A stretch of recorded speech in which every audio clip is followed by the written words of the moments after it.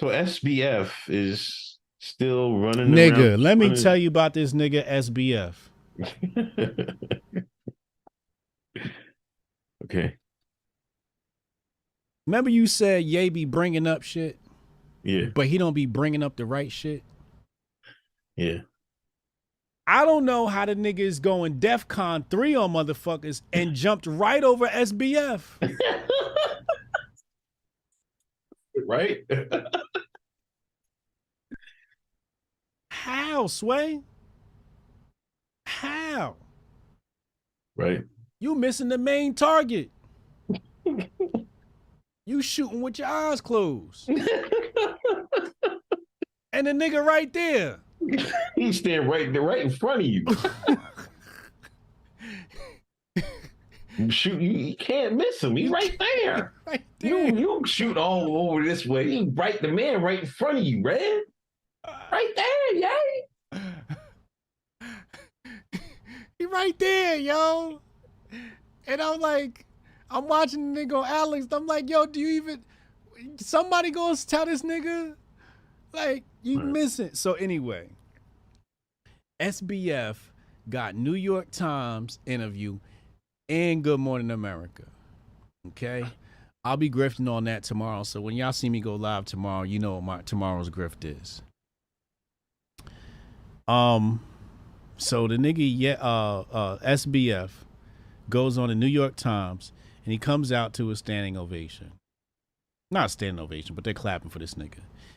It was like, you know, you watch a TV show and they got the laugh track, Mm-hmm. or when you in studio and they like tell somebody when to laugh, they got shit like that going on. But the interview was a softball, but What? They had a left trick. it wasn't a laugh track, but you could tell like niggas is laughing. Like he asked him, you know, how do you feel about, you know, losing $1 billion? And he say something, and everybody laughing like this shit's a joke. You gotta watch the NY Times shit. It's like an hour long, but you only gotta watch the first 15 minutes to be like, yo, what the fuck? Y'all laughing at this motherfucker? So I watched all 1 hour and 15 minutes or whatever it is. And I'm seeing the game. Now, first things first, when it's time for a nigga to go to court, is you gonna be talking to the public, No. about your case? Mm-mm. Would any attorney advise you to talk to the public about your case? He know he got nothing to worry about.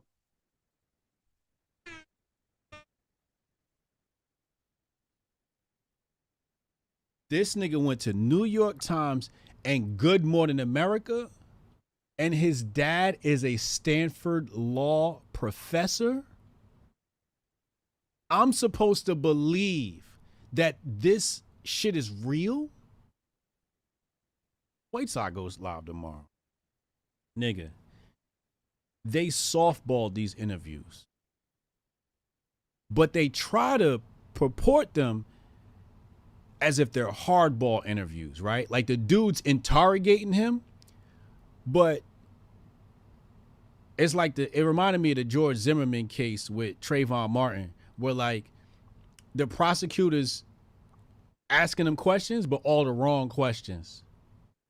And it just seemed like a op. It seemed like a setup.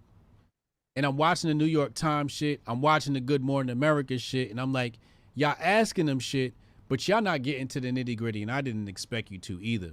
Then you see at one point the video cuts out. You see him looking at his handlers. It's probably his dad back there throwing up fucking cue cards and shit like that. He's looking at his handlers. Bro, he's talking and then he's looking over the camera at whoever's giving him cues just to keep the nigga on code so he don't slip up for when they go to court.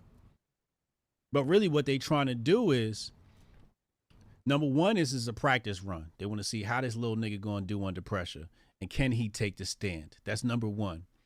Number two, they're trying to soften the blow to public. Remember what I always say, you know, you guilty in the court of public opinion before you guilty in the court of law. So they want to first create some innocence for him. So every Right. question he answers is not about a malicious intent. It's more about, I just fucked up. You know, I made mistakes. I should have did better. So it's an admission of guilt, but it's a admission of guilt for the sake of negligence and not maliciousness. When really, when you look at the bankruptcy filing, it looks like explicit maliciousness. But when they ask them the questions, their posture is like even the dude asking questions, it's very serious and it's interrogation like. But the questions themselves, if you know the SBF case, the questions themselves are softball questions, although they try to pretend like it's a hardball interview.